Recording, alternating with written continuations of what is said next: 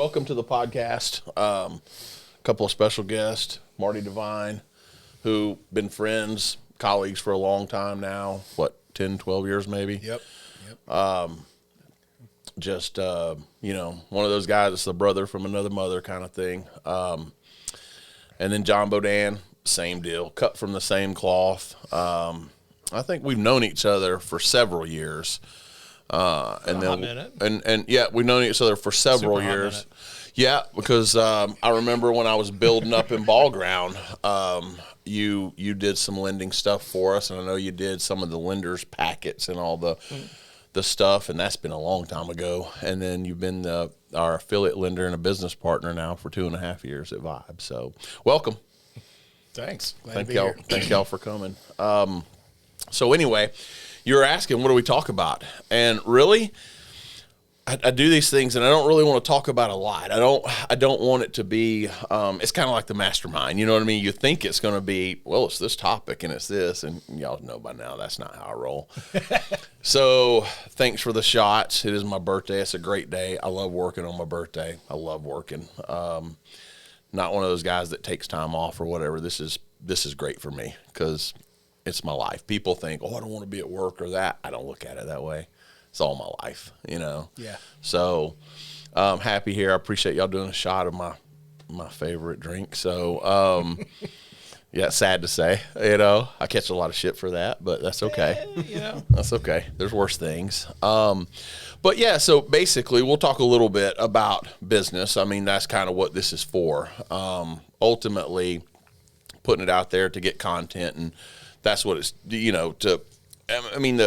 goal is to recruit agents and things like that. But they tell me that video content and podcasts is what really changes algorithms and makes the marketing piece move better. So, okay, I'm all in. Let's go. All in. Yeah, let's go. Right on. All in. So, yeah, we can talk about whatever. I guess we'll kick off by going, and we can get as deeper whatever we want. But I know, Marty, you've been a realtor for a long time. Really good realtor. Very experienced, know what's happening in the market and all that kind of stuff. A lot of long-term clients. You treat them like friends. I think that's the way to go. That's key. Yeah. It has to be. I think so too. I think anybody who approaches it as they're just clients and then they're gone is, I think that's kind of a short-lived play, Or I think also if that is the case, and I know there's been some successful people that they're good with churn, so they're just like bam, bam, bam, bam, bam going through, and there's really successful people that do that. But I think you got to be money oriented to do that, and I don't think that's a rich fabric of your life, because at the end of it, money's gone, and you don't take it with you. Hearses don't have, trailer hitches or luggage racks. So that's right. If you've lived your life and you're fat, yeah, then maybe it's got to have a trailer. Yeah. True. Fair point. Fair point. So, but yeah, I like how you do business. I've always liked that you're friends with people, and you know what I mean. You live your life and enjoy it, and it's not a separation. It's just your life. It's kind of how I feel. Sure. So, tell us a little bit about you. Well, come April will be 30 years of being licensed in Georgia. Wow. I was before coming to Vibe 2.5 years ago.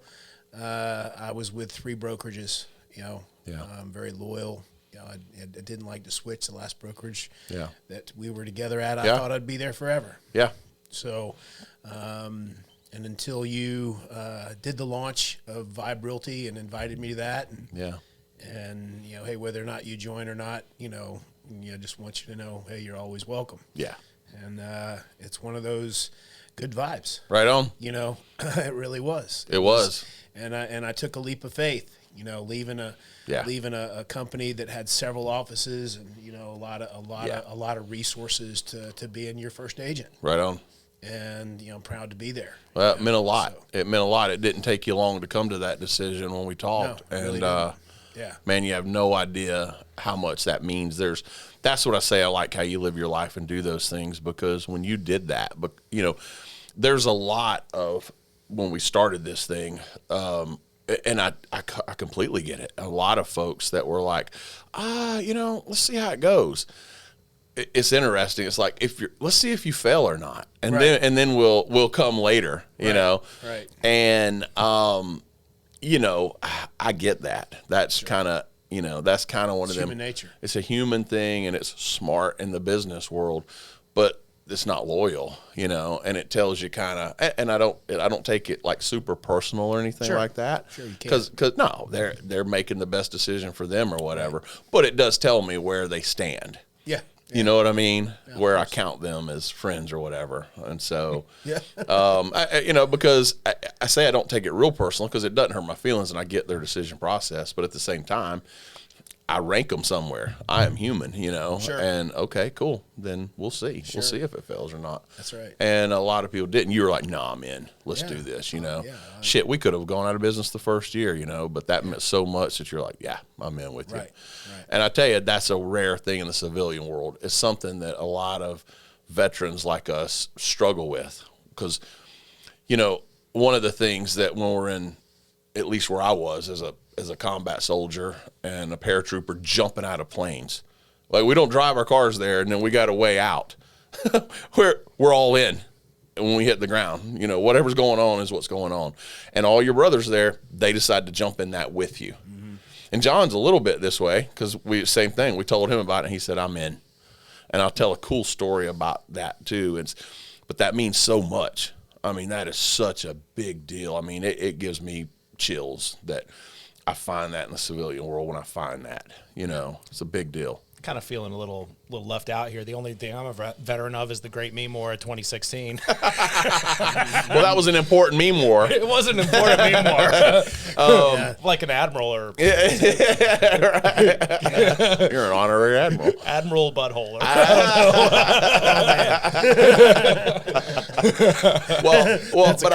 but I'll tell you, admiral ass clown. fair enough. I've been called that Another before. shot. Maybe me too. we'll be doing them. But you know, but John, you're the same way, cut from the same cloth. You're a loyal guy, and I remember when we had the meeting. It was up there at was it 7 Acre in Milton or whatever? Yeah. Told you about the plan. Told him about it, and he said, "Yeah." And he goes, "You know what? I'm in. I'm all in." And we had thought about how do we raise some money or do shares or stuff. And John's like, "I'm in. I'll do it. I'll buy them. Don't worry about it. Here's a check. Here's a check. Here's a check." And I love that. That's another thing that I dig. Is, you know, as much as you bullshit, you are a no bullshit guy. You know what I mean? And I dig that. I always know, count on John. You know what I mean? It's like when people do that, it means something. A lot of people talk. That's fine. I believe I take people at their word. But when it's time to put up, that's when you find out what people are made of. And you're like, no, I'm in. Here's a check. Let's do it. And I'm like, fuck yeah, let's go. Yeah. You know, and like so I say, y'all are two of the very first ones, and that's what drives us, you know, because starting a brokerage is an uphill climb. It's a work for free, no money, you know, kind of gig for a long time, you know, and you have to be all committed and just to serving people, serving your agents and making sure you're doing right things so it doesn't go away. You know, this is what they trust you to do, like you know, and like them. And I've had those conversations with people, and I love the ones that are like, even talking to them, and I'm like, I don't have a crystal ball. I know we'll work hard. We got a good plan. I don't know this is going to work, but, you know, are you in or would you rather wait? And I get it if you do. And I love the ones that go, you know what, I'm in. Yeah. It just says a lot about people, and I'm weird like that. Y'all know I'm weird. Yeah, YOLO. But I think I hate that phrase, but you know. I know. I know what you're saying, but I do. I love it because I just think that, man, somebody that's willing just to say, yeah, not be stupid and do everything. You know, that's how you get, you know, killed or whatever. But Hold my beer. yeah, I saw an interesting podcast with Theo Vaughn here recently, and he's talking to the coroner of his county, wherever he lives or whatever. And the guy's talking about that. And he's like, he sees a lot of people that, you know, YOLO and do shit and die. And he's like, that guy died, you know what I mean? Like holding his beer or whatever, you know, because he decided to jump out of a moving car or something. And hey, Mo, to watch this. Yeah. Bet you won't do that. Hell, I won't. Watch me. And he did. And he talks about that. So I like considering things, you know what I mean? Not being stupid, but I love when people are like, let me think about it. Yeah, fuck, let's do this. That's an awesome deal to me. Right. That's a special deal. So, and I like a little bit crazy too. You know what I mean? Yeah. Don't get paralysis by analysis. Think about it for a minute and make a decision. Let's move out, Right. A little bit of the nuttiness too. So anyway, that's just the background of you two guys and our relationship, huh? You calling Bradley a little crazy? I'm calling Bradley a lot crazy. She's been with me for 32 years. I haven't figured it out yet. Might be masochism. I mean, it's something, dude. It's something. I can't figure why, 32 years with me, because that's a tough road for her, It's much easier on my side of things, But, yeah. So, yeah, a little bit I am. Anyway. So, yeah. So, Jon, preferred lender, the perpetual. Yep. So, a little about me. I'm president and founder of the Perpetual. We're a mortgage banker out of Gwinnett County. Been open for 22 years in July. Right on. Congratulations. It's been a minute. Sure. Been a lot of ups and downs. Great recession. All the drama the last couple of years in the market. Of course. Actually, ironically, I don't know if you know this or not. My first day in the mortgage business, 9/11. Was it really? The 9/11. I think you might have told me, but I forgot. Wow. The 9/11. So wow. I started my career. Yeah, right. Yeah. Started my career in '94 at a big bank. I started as a part-time teller. I was in college. I was there for about 8 years. Worked my way up the food chain.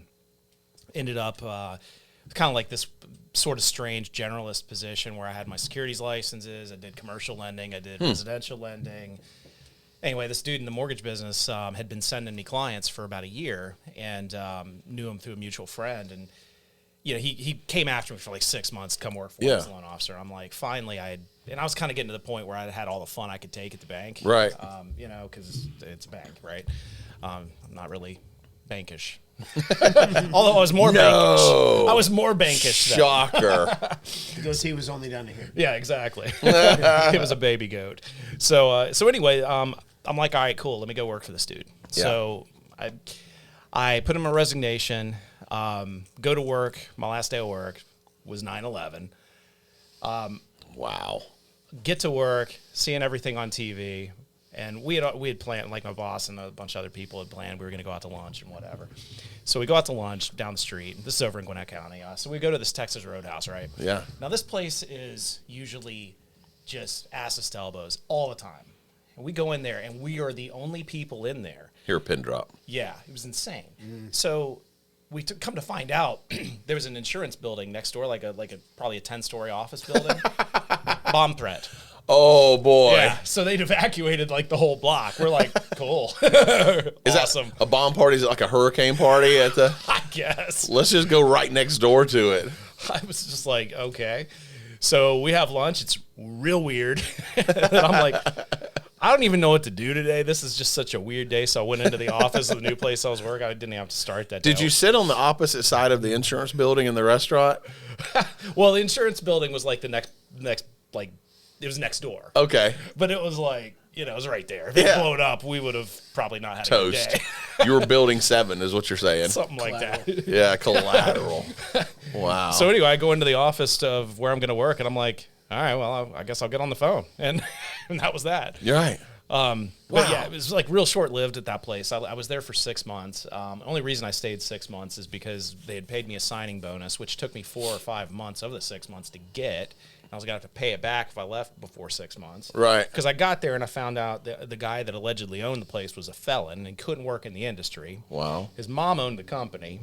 Wow. And she was like real snooty and like looked down on everybody. You had to like go to her office to get your paycheck and wait on her to write it. Really? It was super cringe. Did she have a bathroom key on a piece of wood you had to come get from her? Probably.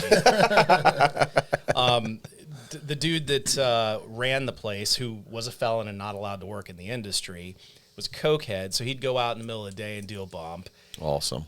He was lying to clients. His sister was the loan processor there. She was the most incompetent person I've ever encountered in my career. Was this Wolf of Wall Street kind of guy, or what the hell?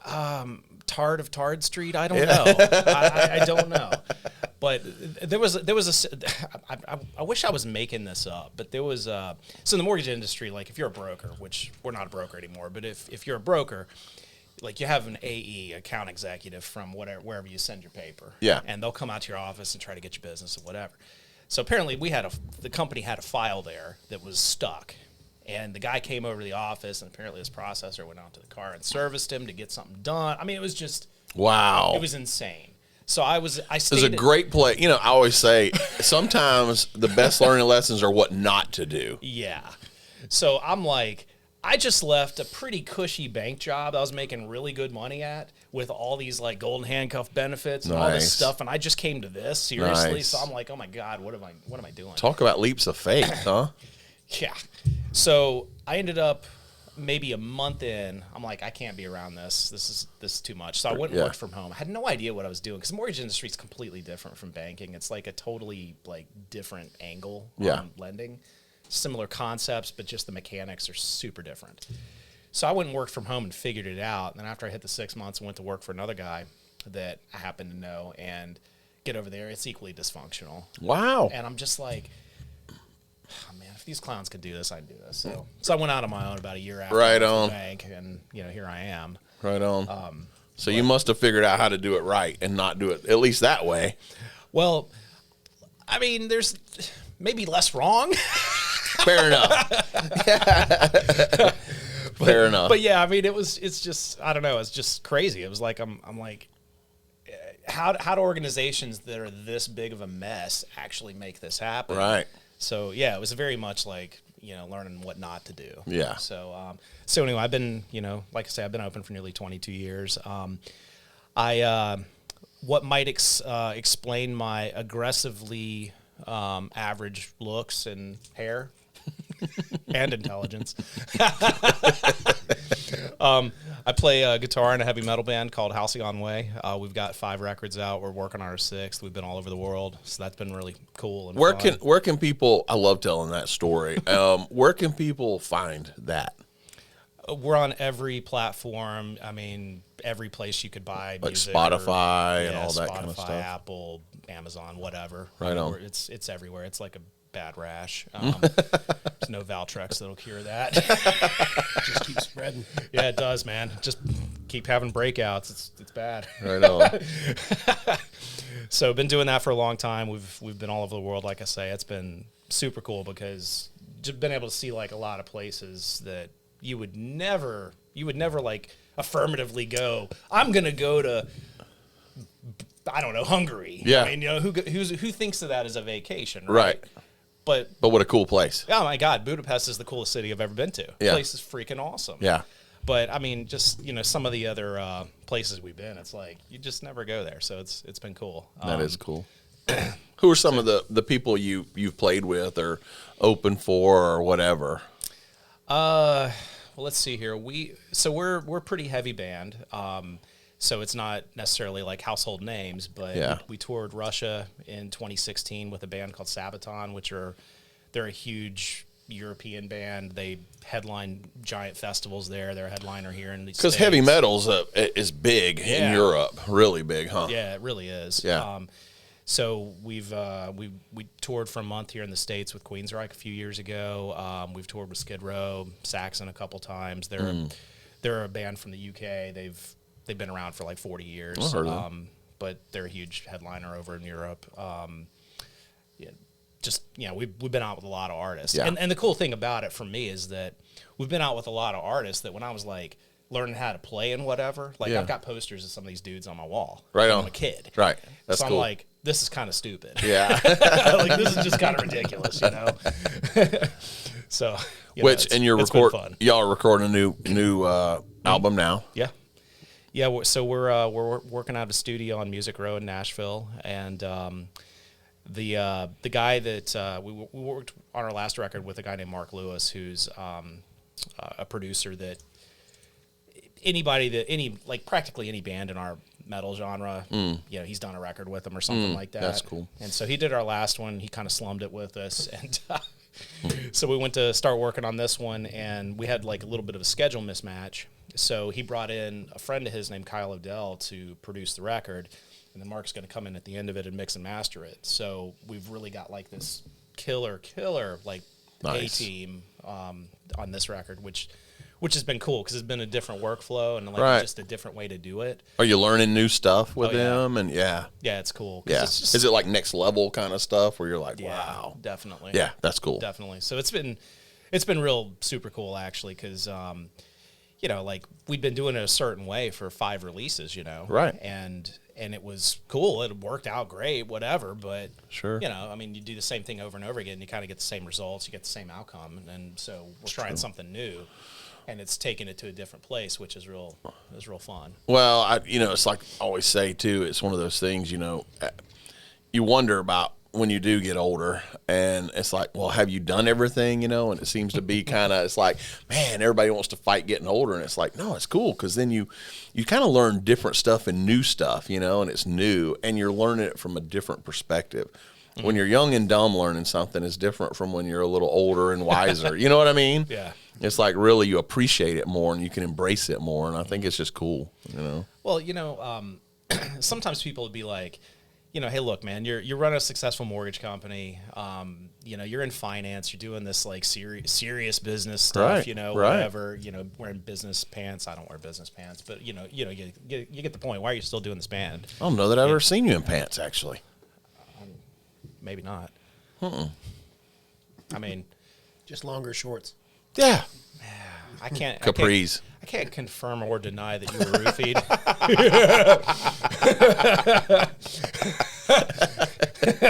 Hoping for that again. So. Oh, it's cool. It's whatever. It's your birthday, man. Yeah, right on. I got you. Right on. Just wait till the. Let's wake up. Wait till the edible shot gets. Listen, if we wake up in Vegas, I'm good with it. I didn't remember what I was talking about. Well, but people are like, kind of, okay, well, why do you do that still and whatever? And I'm like, Yeah. Because it's part of who I am, man. I'm Right. a musician. I've been playing guitar since I was 12 years old. It's like I've got to do it. Yeah. But also, like you're talking about getting older or whatever. It's like, when I check out, I don't want to have left anything on the table. Right. Like I've been all over the place and done a lot of crazy stuff. Right. But it's like, there's more to do. It's a big world. Oh, yeah. Out there. Yeah, There's a for lot sure. of places. I've only played on a few continents. I Right. don't play on all of them. Right on. Well, except for maybe like, I don't know. Antarctica? Yeah, that might suck. I don't know. I think it suck. Depends. Be a small crowd. Probably. Small Yeah. crowd. Depends on how much Jack Daniels they have. Turtle up. I mean, Turtle up. Speaking of turtling up, we played a show one time on a tour. This was like 10 or 11 years ago. It was our first time in Canada, and we played this little village called St. Ferdinand. And so we were on tour with a guy named Udo, and Udo used to be the singer for a band called Accept, and they split up or whatever, and he's had a solo career for a really long time. Yeah. So we go on tour with Udo, and it's like maybe a 2-week tour. It's not a real long tour. And we're like 4 shows into it. And so we get to this village, and we're trying to find the venue. Like, we can't find the venue anywhere on Google Maps or anything. Can't find it anywhere. Right. Like, where the hell are we going? So we finally, like, somebody gives us the address, but the tour manager or something, like, finally told us. So we show up, and it's... It's not a venue. A barn or something? Almost. Yeah. It's this is the most metal thing ever, right? It's literally a machine shop. So it's Let's go. Yeah, it's like this. That is cool. It's this big industrial building with all this machining thing, whatever it is. Yeah. Things with buttons, Machinery and stuff. Whatever. Yeah. I don't know how to tool. Yeah. I just know how to be a tool. So anyway, so we get there, and the dude is like apparently like an basically like a super fan of Accept. Huh. So he's bought this show and brought it in. Wow. And brought the tour package in. Now, first of all, St. Ferdinand is like in BFE, Canada. It's like way northeast or something. What And Providence? Don't know. I don't know. Greenland? Is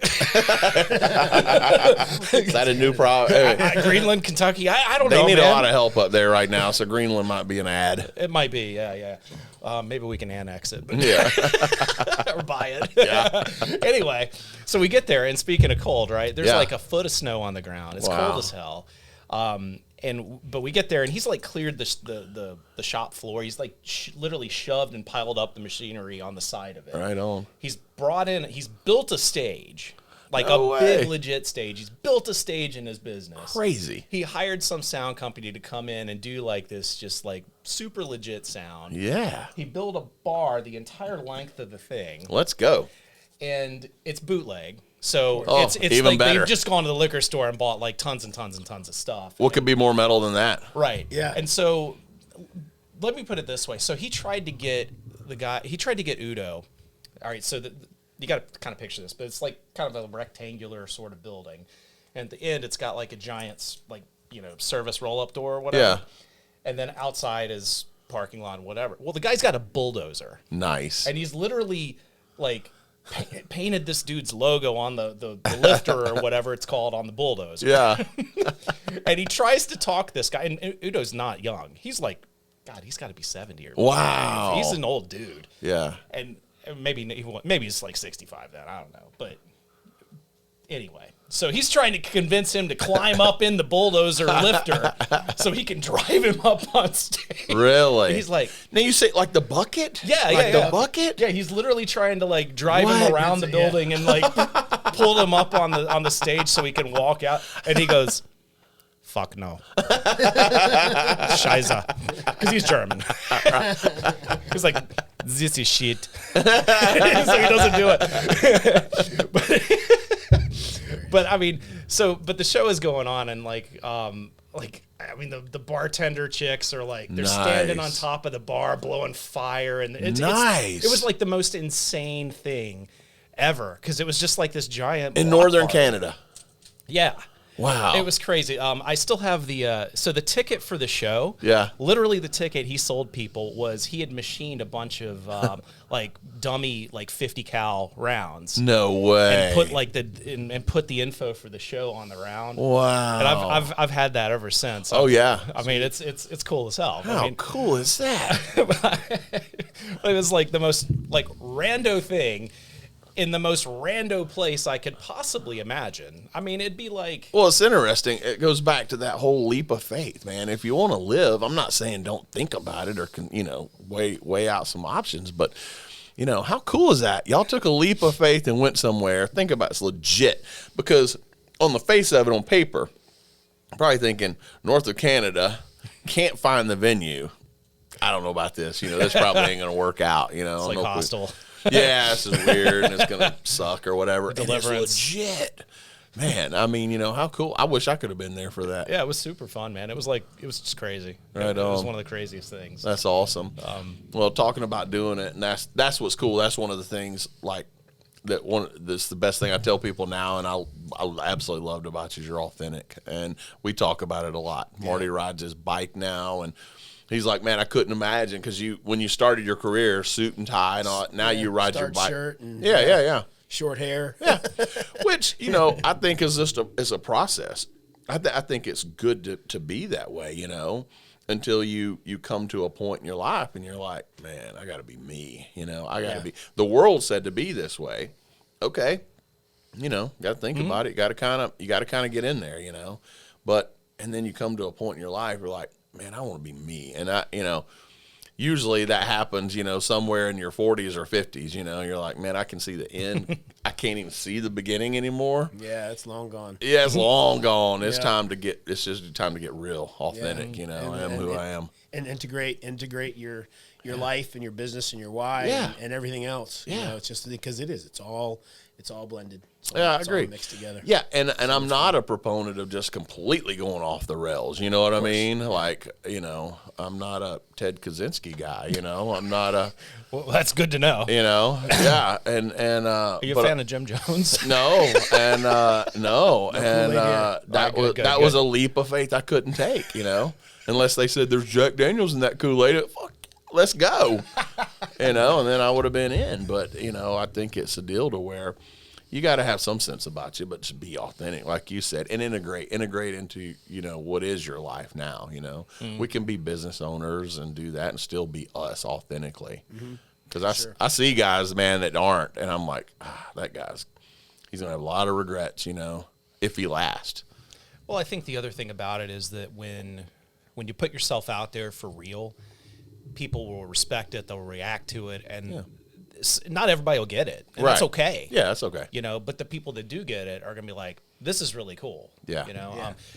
For us, like, so for me, when I kind of just sort of stepped out and did that, so in 2010, I got diagnosed with lymphoma, and so I had to go, and this was really a pretty difficult time for obvious reasons, but also that's a mule kick, isn't it? Yeah, kind of a kick in the nards. But the band we had just recorded our second record. We had just come off our first tour in Europe, and that was like a really short tour, and we had been booked for another tour that fall. And that was really like our first break, like our first actual big break. Yeah. And so we had this record coming out. We had a ton of buzz going on. It was just like all the things were like lining up and falling into place.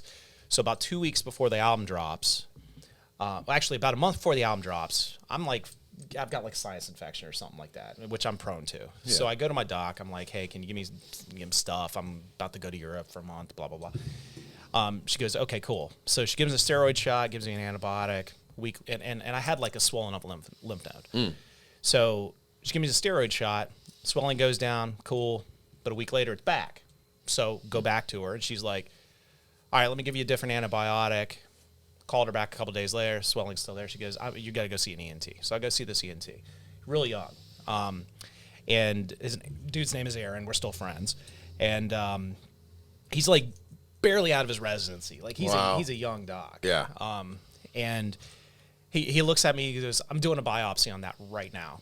And I'm like, well, that doesn't sound good. Yeah. So long story short, 2 days later, I found out I got lymphoma. Wow. And so I'm sitting here and I'm like, okay, this we got this record. Not to mention owning a business and everything. Yeah, right. Like right on the heels of the Great Recession that we've muddled through. Right. So I'm like, good time. Okay, so we got this record coming out in 2 weeks. We got to go to Europe in 3 weeks.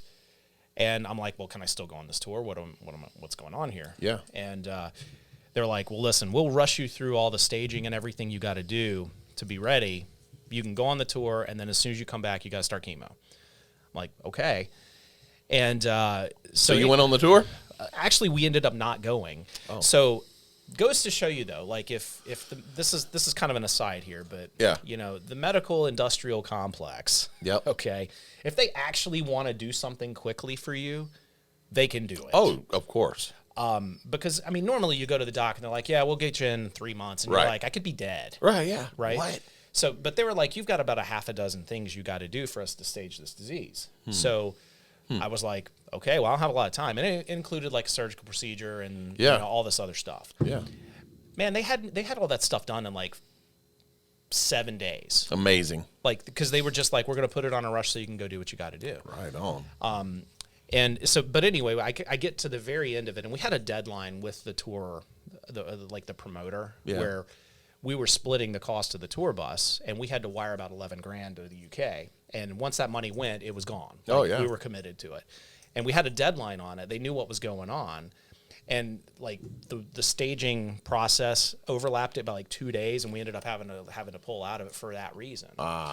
Well, it turned out it was a good thing, because what I ended up having was called non-Hodgkin lymphoma, it was large B cell, which is very beatable, but it grows very quickly. You have to get on it pretty quick. So the reason it was coming, like the lymph node was coming back, is that the steroid that I had taken was actually like part of the treatment regimen for it when you're in chemo, and because it shrinks the tumor. Well, it was shrinking it, and it's coming right back. But it was growing back that fast, and so I was in stage 2 when they found it, but they were like, you could have been in late stage 3 or stage 4 a month from now because it grows so fast. Holy smokes! So, so kind of the net effect of all this though was that just like right after the diagnosis, practically, I was like getting treated. Yeah. So anyway, long story short is I ended up going through 7 rounds of chemo. I ended up having to get a stem cell transplant to kill it because it went away during treatment, came back at a very small amount, but once it comes back, they know that whatever they're treating you with ain't going to work. Yeah. Oh, yeah. So they got to put you on something sort of different. Mutates or whatever. Yeah. So they got to put you on something else, and the stem cell transplant is basically sounds like a much bigger deal than it is. It's not a small deal. But, Right. But basically what they do is the objective with a bone marrow transplant or a stem cell transplant is that they are trying to nuke your immune system completely from orbit. So it's like the only way to be sure, right? Right. Aliens. Yeah. Yeah. So what they do is they hammer you with this super high dose chemo. It takes 10 days. And then you have to have your stem cells harvested in this. So you go on like a dialysis thing before you do the high dose chemo. Interesting. Do the high dose chemo, you're like, then they give you the stem cells back. All they do is it's an injection. It's not even this transplant is nothing on that. Really? Yeah. And then you got to sit in your house for 100 days because you got no immune. Yeah. Yeah. That makes sense. And so what happened is, and for the first 3 weeks, you have to go to I had to go to the clinic every single day for fluids and whatever. Like 2 days after it, like some kid came into the clinic like a baby. They had the croup. Croup went around the place. Oh. I ended up in an isolation room at Northside with an airlock and everything for 10 days. Bubble boy. Yeah. Bubble, yeah. Literally. That's what I thought about. Literally, 10 days. It was crazy. Wow. So anyway, throughout the course of that, it was, I kind of just came to the realization that, okay, I'm going to do me. Right on. Know? And I didn't worry about like the trappings of business pants or whatever. I don't blame you. That's a great motivator for being authentic, isn't it? Yeah. Yeah. I mean, that's incredible. So the stem cells thing, I hear a lot about that. That's a crazy thing they're talking about. It's a huge deal for all kinds of things. I hear like a lot of times I love watching Rogan, and he talks about he's done the stem cells and those and the UFC fighters go and do it, and people with cancer and all kinds of stuff do it. So yeah, because it's basically like rebooting the tissue or the whatever. Okay. Because stem cells are like where your entire body is built from. So it's kind of like hitting the reset button when you do it. But it was at that time it was I want to say it was a fairly new process, because normally what they would do is they would do a bone marrow transplant, which is they would get a donor that has matching blood type or whatever, however they match it. I'm not actually sure. Yeah. And they literally will jab you in the bone or in the hip or something, extract bone marrow, and then put it in the other person. Wow. And if the stem cell transplant hadn't worked, because it was my own stem cells, that's what I would have had to do. Wow. And I would have had to find a match and all that. But, so as it goes, I mean, having cancer, like, really sucked. I mean, it sucked. Yeah, but, of course. As it goes, I got off pretty easy, frankly. Because I'm still vertical. Right. Well, a lot of wisdom comes out of it too. When you go through that, it gives you a lot of time to self-reflect and figure out stuff. You're more durable than you think, but you're also more vulnerable than you think. Yeah, which is an interesting deal, right? Stretch your mind. Yeah. Yep. Well, cool. Well, and tell the story about your how you do your the braids. Beard, yeah. Well, so I am currently about close to 12 years. I'm 12 years clear. Yeah. And so I've been enhancing my aggressively average looks with this fabulous facial hair. And Marty, I just got to tell you, man, you got to fully commit to the beard life. You gotta exert your will upon your chin. Well, here's the thing: I've let it go to about here, and then I look too much like Grizzly Adams. So I had to take a choice: do I cut the beard back, or do I cut my hair back? And I decided to cut the beard. Neither, man. I mean, with the beard life, sometimes you have to stare into the abyss with it, and and it'll stare back, but you have to exert your will. It'll stare back. I told you, it looks good, man. Yeah, work on being Santa Claus for next year. Right on. But to answer your question, so like my side hustle. So I've been growing this back out since my hair grew back. Yeah, because it was about half this length when all that happened. That was actually one of the hardest things about going through all that, is because, I knew I was going to lose my beard. Oh, yeah. And, and I remember being in the shower a couple treatments in, and I just went like this, and like half of it came out my hand. I'm like, wow. But, because it's not always the case, right? Sometimes it doesn't. Depends some on people the don't lose. Yeah. Yeah, it depends on what you're getting. Some of them don't. It's not a side effect, but mine, definitely was. Yeah. But yeah, man, I mean, so, like the braids in it, I got to trim it back and whatever, but I've generally speaking, I've got one in there for every year since then, which is cool. I think so. But I think right now they're all like bunched up because I'm wearing my my formal. Right on. Thanks for getting dressed up for me, by the way. Yeah, in honor of your birthday, man. Right on. Formal. Appreciate that. My tuxedo hoodie.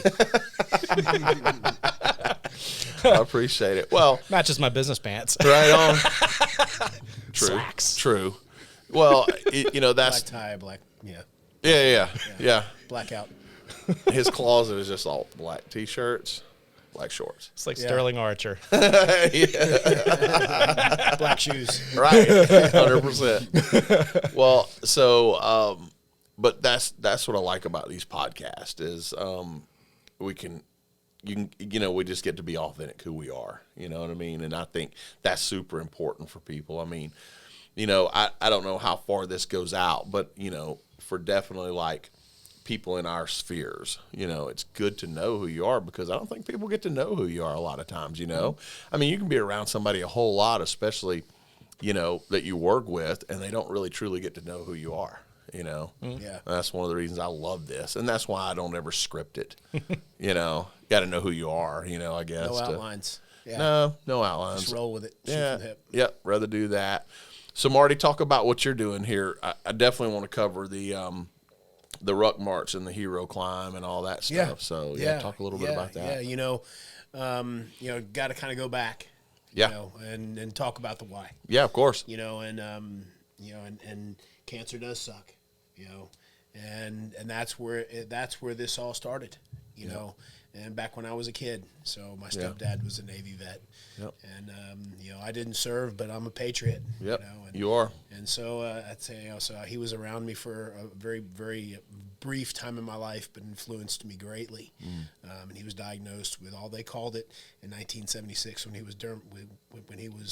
was diagnosed was terminal cancer. Yeah. So more than likely was Agent Orange. Okay. Yeah.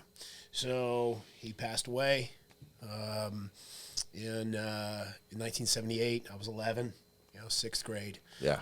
We lived in Houston at the time. At that time, best cancer research in the nation was, Right. was the University of Houston and Rice, I think. Yeah. So, and that's where my stepdad's family was from anyway. So, grandparents were there, cousins, aunt and uncle and stuff. But when he passed away, we moved back to Virginia, and my mother struggled with losing him. That was her guy. Sure. That was Yeah, her of course. guy. And she had addiction issues, and in 92 she committed suicide. Yep. So, it's one of those things when it first happened, and for years after I couldn't talk about it. All I said was she was in an accident. Right. I didn't say she had a blood alcohol level of 0.32 and drove her car into a Jersey barricade. Right. That's one of those things. Yep. So, anyway, fast forward, from 1992 and Well, let me sort of set on that for just a second. I think it's super important. It's formidable, right? Yeah. Like your stepdad dying from that, and then the ripples from that. right, Like your mom. complete ripple effect. Yeah, I mean, it's incredible how, and that's why I say psychology is so huge. I mean, and it's not just your own. Man, we're all bonded, we're all connected somehow together, and it's super important to know that, and Right. yeah, and it can go good or bad a lot of times. We sort of always focus on the good, and I appreciate you being completely honest about it. Yeah. And I had to do the same thing with a nephew and a brother that, my only brother that killed themselves. Right. It is a hard thing because there's such a stigma around it, know. I mean, it's kind of certain things like, cancer or whatever, certain deaths. That's kind of a taboo thing for a lot of people anyway. But, then when you add something like that onto it, it's there's just a whole nother layer to that onion, right? And a stigma to it. And it's embarrassing. It's like, Yeah. In a way it was. Yeah. It really was. Yeah, I it's like- just couldn't talk about it. right. And traumatic. Yeah. I mean, it adds a level of It tragedy. was just easier. It was easier to just say she was in a car accident Right on. and let it go. Right on. But I think it's cool, and it's funny because we sort of talk about that and have bonded over that, and we've come to the same realization that it's my life, and that's what it is. Yeah. And I'm not gonna carry that burden of that stigma. Right. They chose to do it. It sucks. Yep. And it took years for me to figure that out too. That what, that was their deal. I love them. I'm sorry, and Right. I have to deal with the pain of it and all that. But but it is what it is. That's right. That's right. And you have to motor through it. And we're from the generation where you pull your bootstraps up and you're a man. You don't cry. Right. You don't wear your heart on your sleeve. Right. You keep it inside. Yeah. And but you can't do that. Right. You can, but it just rots you inside. It eats you up. Yeah. It just doesn't. It does you no good in the long run. Nope. And it does the people around you no nope. good. And that's right. I mean, and I got going in real estate in 1994. Just 2 years after. Oh yeah. I'd originally got my license in Northern Virginia, in Arlington, Alexandria, Virginia, because my mom was a realtor. Yeah. I took a class in the seventh grade careers class. I heard the story at school. Yeah. So that's when we had electives. That's when we had woodworking. It's when we we had small gas engines and So I took a careers class. Let's take a careers class. Plus the teacher was kind of pretty. Yeah, that doesn't suck at all. Yeah. Definitely a motivator. She definitely piqued my interest.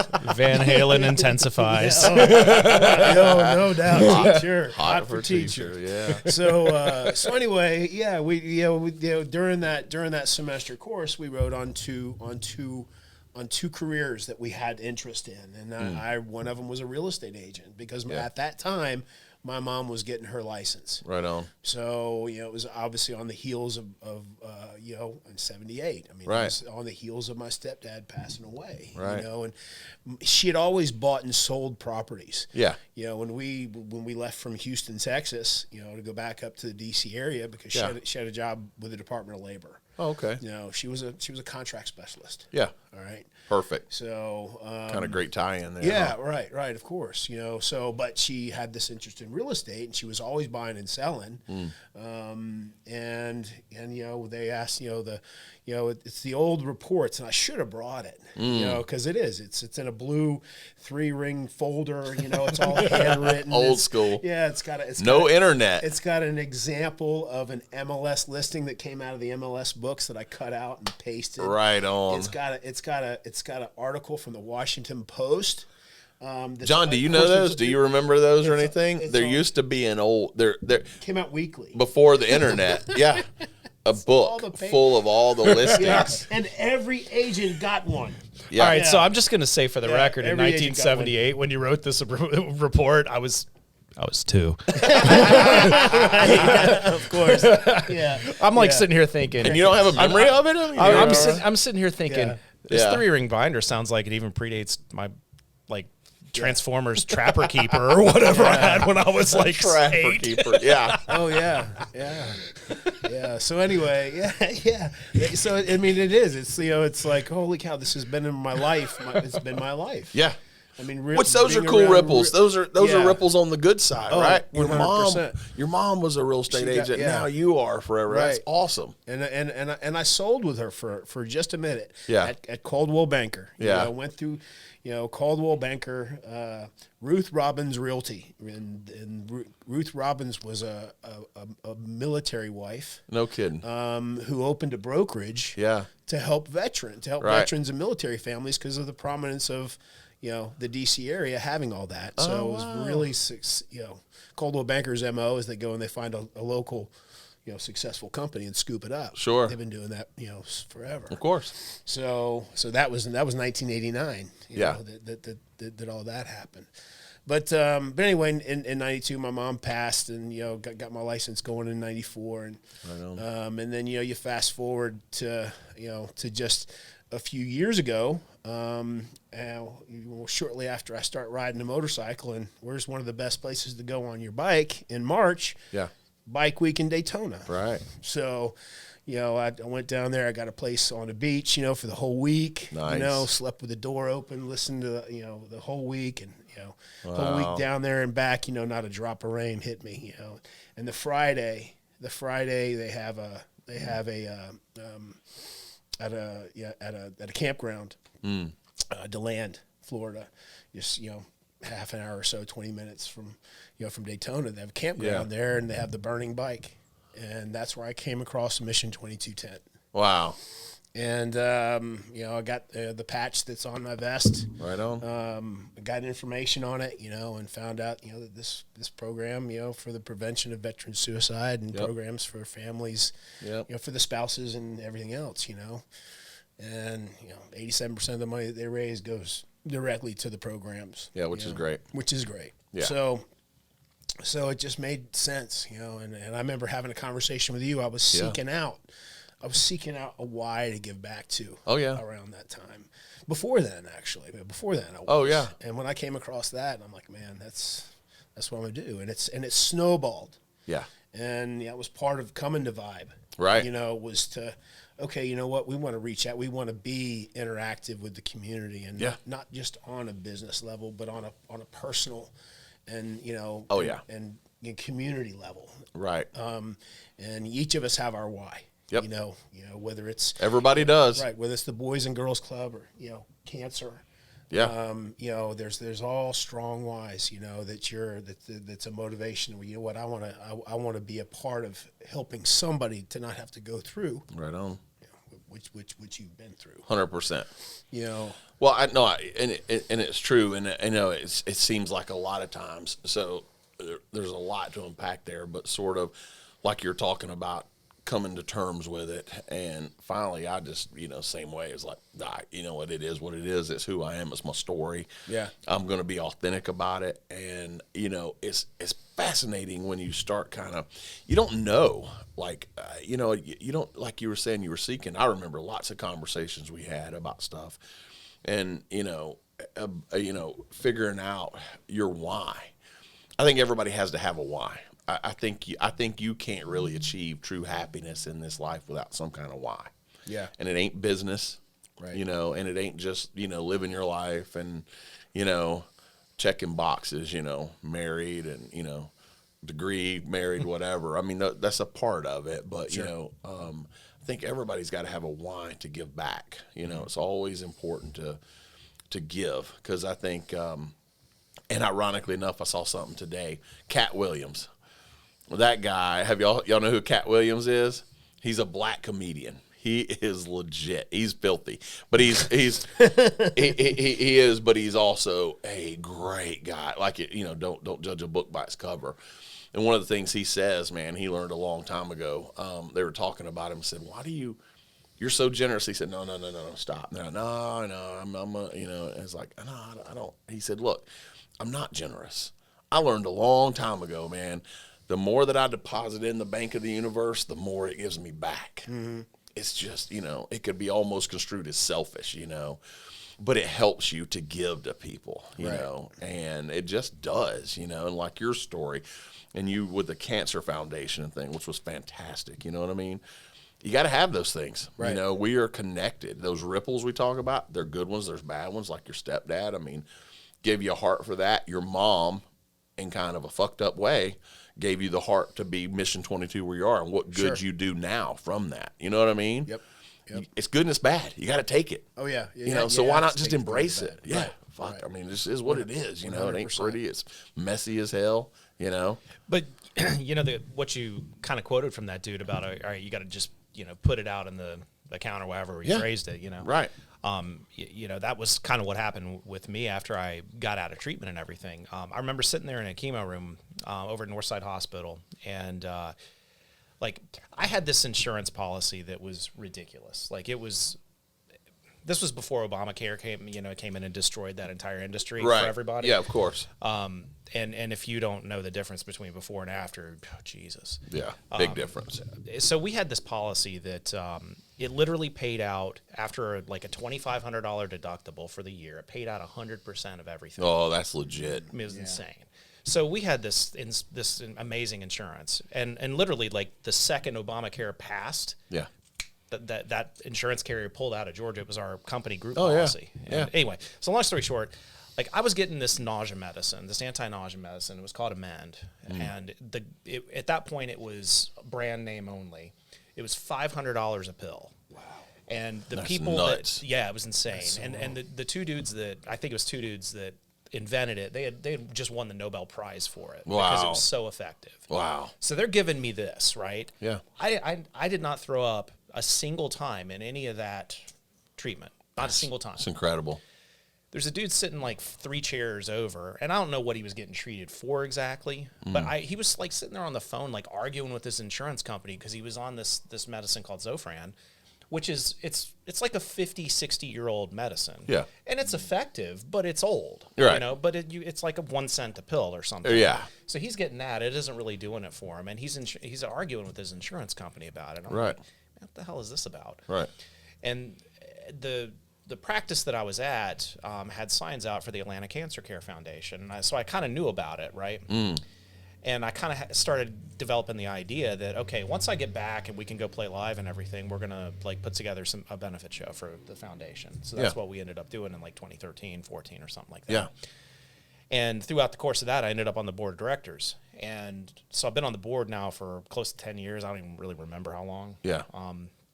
But we raise money and donate it to cancer patients while they're in treatment so they can pay the bills. So we've got a... Yeah, it is because, there's just it's funny. A lot of people they don't have the money to, No. I mean, so it's like... the ancillary money, even if they've got good insurance.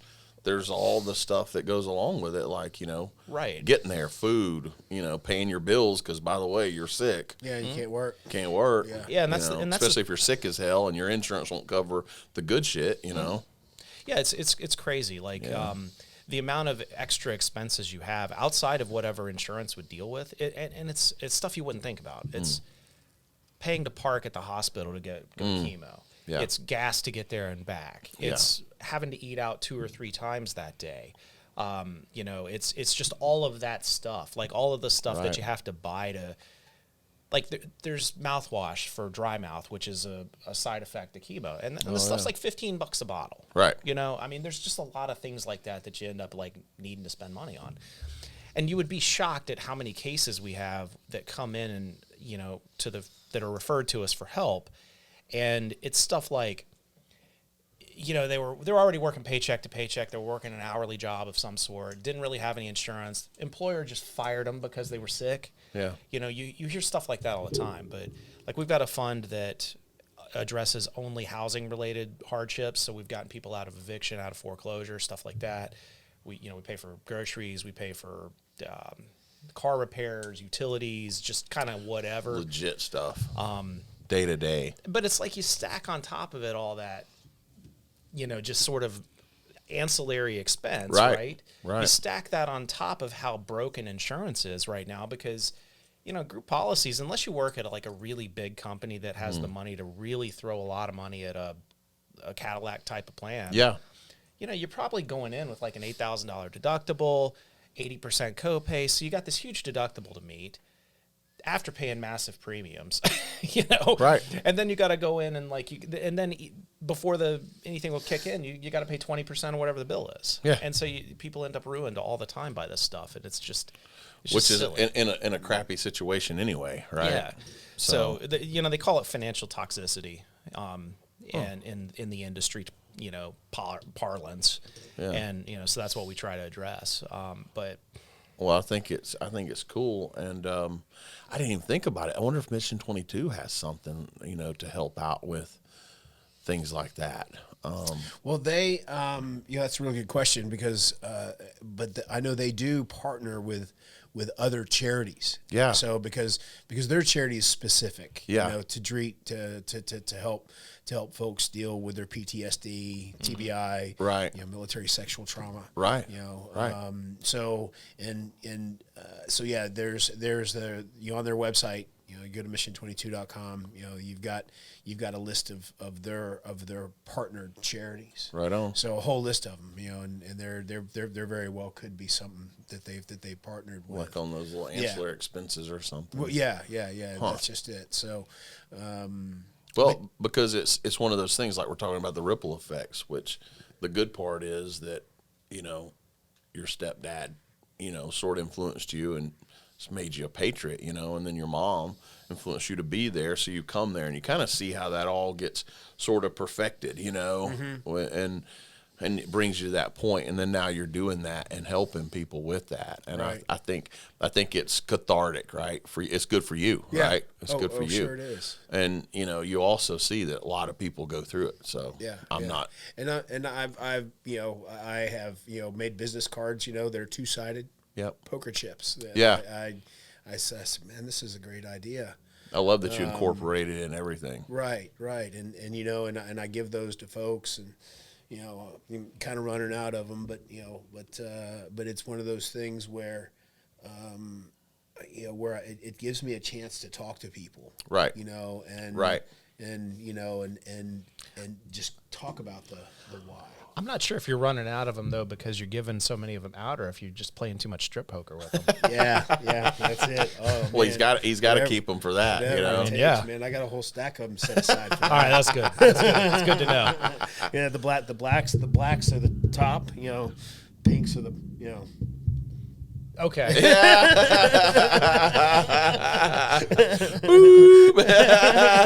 That's cool.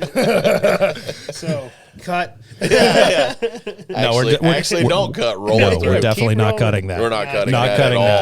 That. Well, we're putting that into the highlight reel. But yeah, for sure that'll be a real. So one of the things though that I like about that kind of stuff is it's sort of I was really waiting to see where you took that. Yeah, right? I was really curious. That was pretty good. Pretty good tie-in. Took the lead. I like it. I like it a lot. Well, and what I like about it, and I've realized something, and especially I think I've always been this way, but I got a buddy who says, "Man, you're always you were kind, and you see things to people. You accept them with all their warts and everything." I remember him saying that. Oh yeah, well we all got them. You know what I mean? It's like I don't focus on them because I don't want people to focus on mine. And but I think what's fascinating. Don't send me any more pictures of them, bro. Why? I mean, I already did your own game. Yeah, dude. When you give me a good reason why, I'll stop. I already filled up a SIM card on my phone. With them. Get a new SIM card. But no, killing me. But one thing I like about it, and I think you don't realize until you live life and you go through all the shit we're talking about, and then you give back and you do stuff, it's like you hear the things from a business perspective of get involved in something that, you want to do or is close to you or whatever. Yeah. And that's what you do. And then business comes from those things. You know what I mean? It's not, and it's genuine, it's authentic, and it's because you're living your life where you want to be in these circles. And if business comes from that, that's great. And it will, because you are giving into that. Mm-hmm. That's what Cat Williams is talking about. He's like, I put into it and I put a deposit in and withdrawals come. And that's what it is. It means something to you. But don't you remember when you're young, how you hear people talk about that?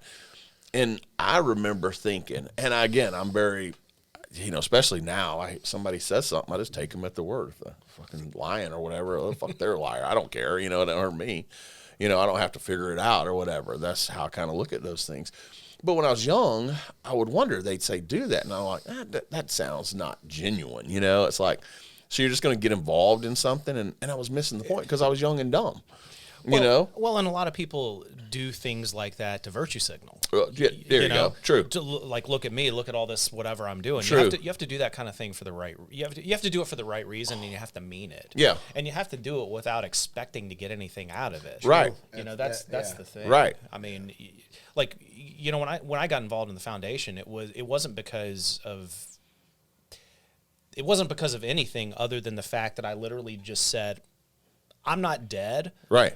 And I was a lot better off than probably 99% of people that go through this. I've got an obligation to do for this. Sure. 100%. And that's how I've always looked at it. And that's why I've been doing it for such a long time. Right on. It's just kind of like part of my routine. It's just part of what I do. Well, it's who you are, right? That's the great part about living life and experience and staying connected in it and not. I think that's part of, especially on the suicide realm, is not being, sort of embracing it, and it's our story. You know what I mean? Yeah. It's just your story, and putting it out there, and then you're out instead of like you said, holding it in and not. Because keeping it in also keeps you in. Mm-hmm. You know what I mean? Like when you decided, no, I'm going to put it out and I want to help, and I want to help military, because stepdad and mom, military suicide. I mean, you got that tie-in. Think if you were still trying to hold that in a shelter, you're like, no, I don't want to do that, because that sort of lets the cat out of the bag a little bit. You know what I mean? Yeah. So you're like, no, this is my story and I want to be there and help or whatever. Right. And that's your why, man. And how awesome. I've seen the journey with you. It's incredible, to be able to do that and let it come out. Now you're authentic, man. You ride your bike, you do all that kind of stuff, the Patriot Guard.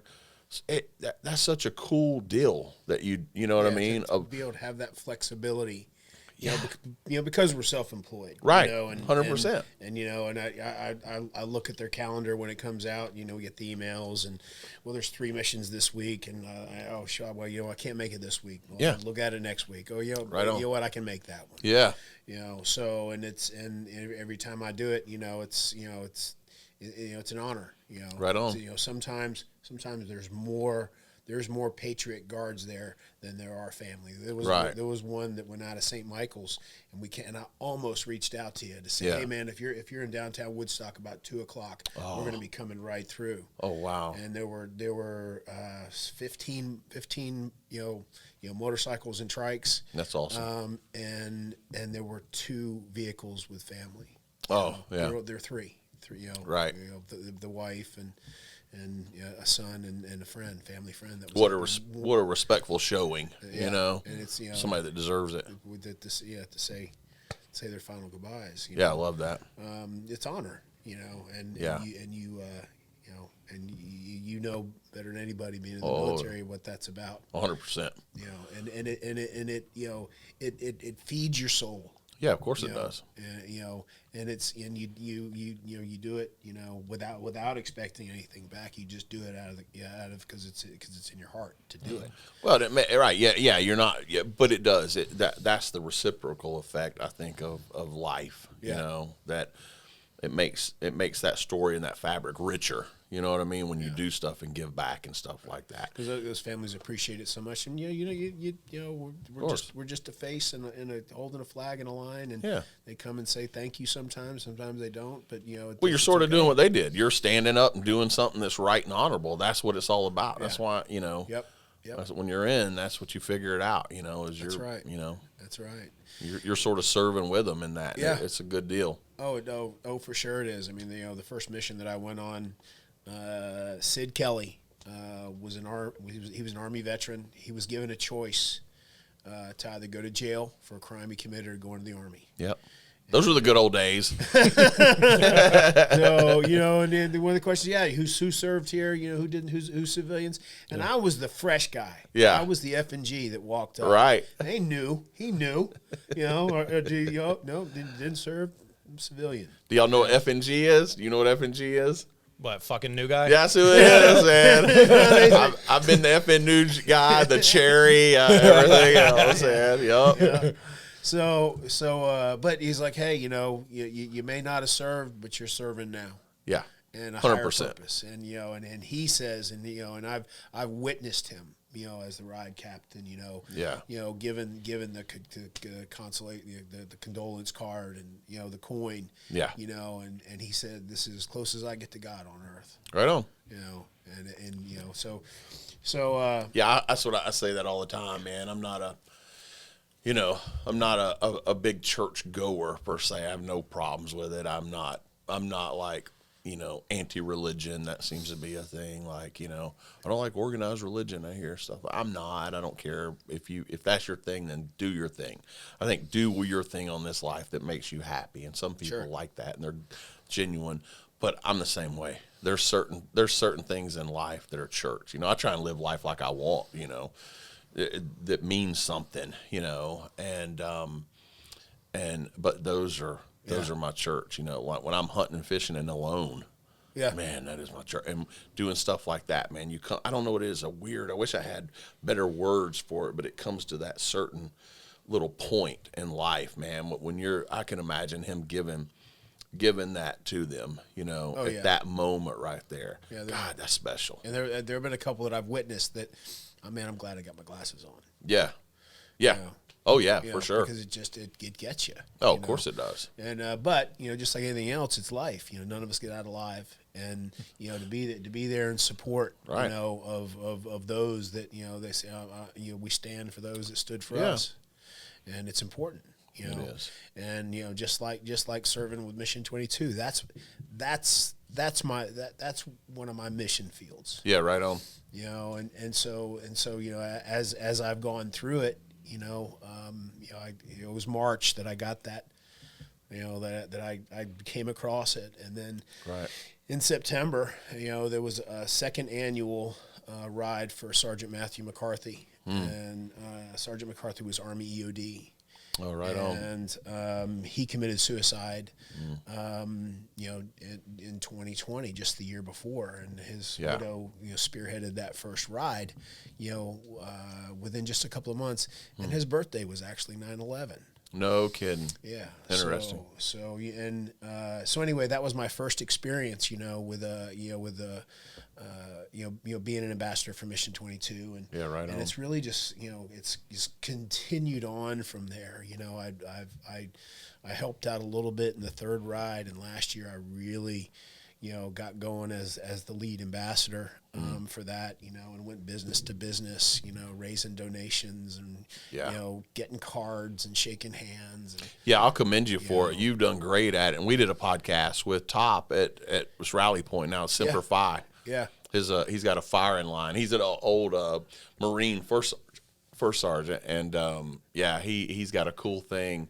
Yeah, Semper Fi was a cool place. It is, and it's still there. It's just Rally, but it's not there, but it's Rally Point. Okay. Yeah, they moved the old I knew he moved, but didn't. He did. He moved just the north side of Highway 92 in the old, I think it was old Charlie's or something. Yep, cool. But it's a bigger place, a cool bar. Yeah, it's called Rally Point now. So they sort of grew because they're franchising it now. Nice. So he's got That's cool. Yeah, it's great to see him do that. But Marty put that together, and we did a podcast with him, and it was that was a lot of fun. Yeah, that's cool. Yeah, he called it firing line, giving you progressively hotter wings. He asked you 6 questions. He's got 6 hot wings. Different flavors of hot. Yeah. And I just got out of I had to go to I wasn't in the hospital. I went to the hospital. I wasn't after the firing line. The gas. Yep, that was no. It was before I had gastritis, and so they're like, "Don't eat spicy food, don't drink or whatever." And Marty's "Are you still okay to go?" I said, "Hell yeah, I'm going." I said, and it was early too. I was like, "Bring me beer, and I'm gonna try it." And I hung in pretty good, but then I had to tap. I was like, "Man, I can't." It's, Yeah, there was a good spoof from that. I'm not smart, John. I know that. I bet your bathroom looked like a crime scene for like 3 days. Somebody walk in there and be like, yeah. Yeah. Bradley would just Jeffrey open the Dahmer door live and here? put cleaning supplies in and close the door. yeah. Fair enough. Chained it on, open the Chained door. it from the outside. Open a window. No, but it was awesome. But those are the great things that come out of it. I mean, how fun was that to do? And, sure. And it's helpful to people. I mean, I think it's a cool deal when you can't put metrics on things, but it helps people. You know what I mean? Right. There's no way to know that, hey, somebody saw this and, it helped them. And they're like, okay, right on. You know. Well, I think in business, it's when you have some success in business and you can put resources and money and time or whatever into these sorts of things. Yeah. It's. I think you got an obligation to give back to the community for sure. In whatever way that looks for somebody. For sure. But also, it's like to be able to do that, it's a privilege. Yep. Because you're like, okay, I've been successful in business, whatever, and now I have a privilege of being able to do this, and with the foundation, it's like if we sponsor an event or whatever it is we might do as a company, I can because I know the numbers and everything from being on the board, but I can mentally put a metric to that and go, this is going to help at least this many families, right? And it's pretty awesome that I had the ability to do that, not like in a look at me kind of way, right? But having seen that hardship firsthand, oh yeah, and just knowing what it's going to do for people. Because I mean, the thing is like some of the patients that we help, they are very much like the forgotten people. I mean, it's people that are like, they don't make a lot of money. They're living paycheck to paycheck as it is. They're getting annihilated right now by all the inflation in the economy and the cost of everything. I mean, these people are getting destroyed by that anyway. And then you have this other burden on top of them. And it's like, we literally have people coming to us like, how can you not help? In other words, we literally have people coming to us with stories along the lines of, I could either feed my kid or I could pay for gas in my car to go to chemotherapy. Right. So they spent their money to feed their kid. Yeah. And that's the kind of choices we see people having to make. Yeah. And we're like, what kind of planet is this? Yeah, for sure. I mean, and for all of the tongue wagging with politicians and whatever. Yeah. Agreed. Nobody gives a shit about these people. I mean, like they're not going to do anything for them. Yeah. Agreed. It's just like it's just such a. So it should be us. I mean, we all should be taking care of each other because no one's coming to save you. Yeah, that's exactly right. And it's ironic. It's ironic. I had a similar situation this morning with AT&T going down, and our phones didn't work. Mm-hmm. So I know I tried calling you because I was like, I was in the wrong place for this, and I'm like, really? Straight to voicemail, one ring, dick. Son of a bitch. You're late. Ask Anna because she was standing right there. So, it went out. I have no idea what's waiting for me on the other side of that. It's too bad because you probably pulled in just as I left. I literally saw the back of your head going out the other door. I was like, wow. Was that Marty? Let's see if we No know. kidding. Yeah. Oh, man, y'all just missed each other at the office. And it took you that... Well, of course, I was riding. Well, I was shooting the breeze because I thought you were meeting me there. I thought we were walking across the street. So I was like, where's Andrew at? They moved. They did. Yeah. Yeah, they did. Yeah, that's right. That's right. Well, so... I think it's a deal to where you hit it. There is, it's a false sense of security, and my daughter called and fortunately had Wi-Fi, so she could do the FaceTime deal with me, but our phones wouldn't work. It wasn't even Wi-Fi call, but for some reason the app worked. I don't know how that works. It's magic. And but she called and she said, "Hey, happy birthday," and we're talking and we're supposed to get together, and she's like, well, I don't know how. I mean, we may need to put it off. And I'm like, what do you mean? Just meet us there. And she's like, well, I always put GPS on my phone. I'm like, honey. And I said, this whole thing is a new thing. She goes, new my whole life. And I went, oh, that's fair. I am an old guy. But no, hold on. You know me. I'm an old paratrooper. I raised them, but, like, honey. I said, you know how to get there. We need to. And I said, what? This is a great opportunity to sort of rely on yourself a little bit, be self-reliant. Because, if this stuff goes out, the first thing to go out is going to be your comms. All your commo is done. We're going to have no cell phones. So is everybody just going to, lock down in place, and and nobody has landlines anymore. Nobody has landlines. And even if you had a landline, if the power goes out or the cell phone grids go out or whatever, who are you going to call? You know what I mean? Yeah. Even if your shit did work, it's like, and nobody does that, nobody, what I mean? Maybe you can call like 800 movie phone and get a movie ticket or something. I don't know. Is that a thing? Right. I mean, and so it's like, I think what I would love for stuff like this to happen is people to understand, man, nobody is coming. Take care of one another. It's been okay, man.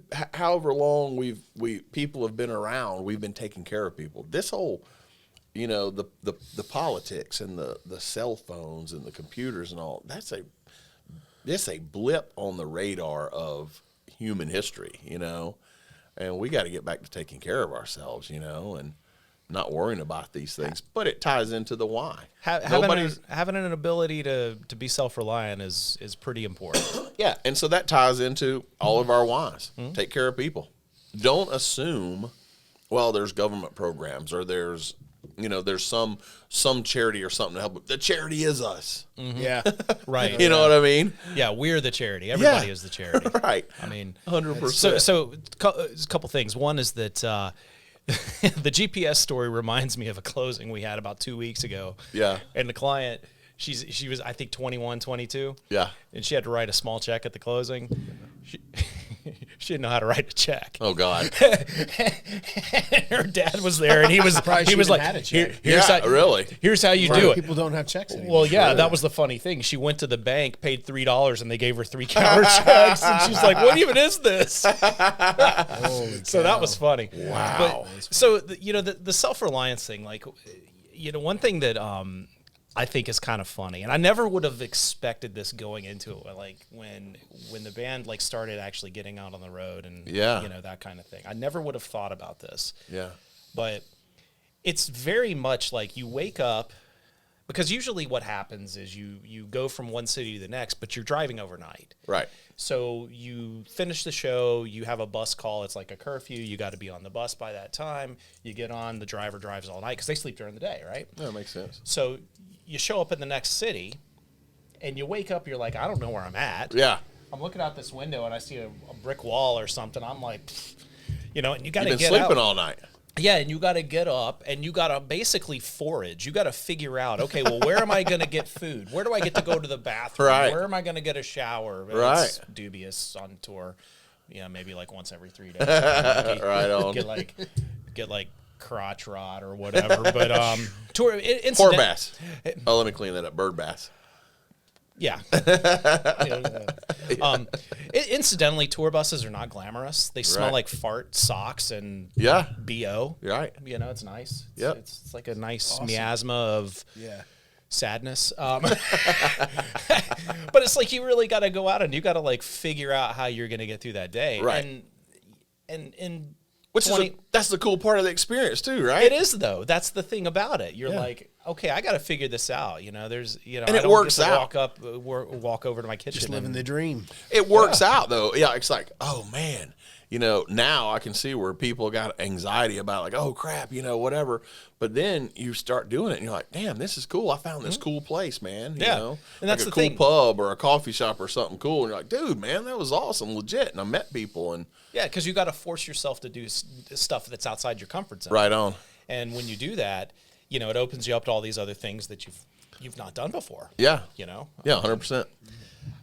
100%. And it's really fun. I mean, it's just like, okay, I'm walking alone through some random European city. I've never been here in my life. I've got a GPS that kind of works because I've got a foreign cell plan. And maybe it works some of the time. Right. Yeah. And you're walking along and you can't read the signage and you're like, I don't know what that place You're is. in a different world. Yeah, I don't know what that store is, but it looks like a store. Let me walk in, and then you go in and it's like antique pipe supplies or something, and you're like, I thought this was a convenience store or whatever. I don't know. I thought this was like Arby's. Right.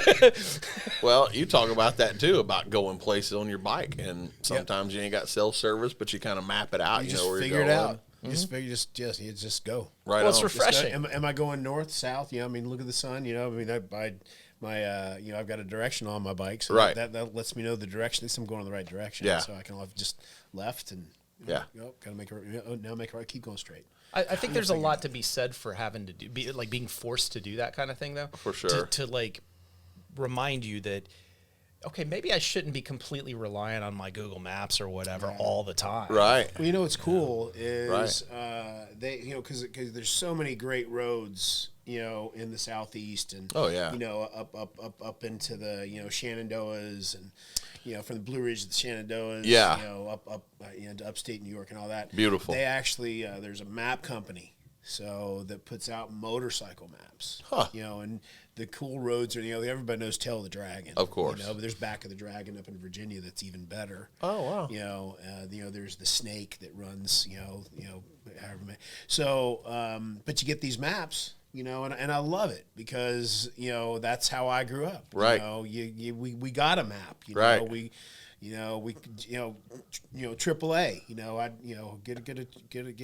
Get a trip. I'm going to go from here to here, and Yeah. they'd send you the details on a map. Yeah. And, You know, and you look at it, and hey, here's where we're going. That's awesome. Coming up on the exit now.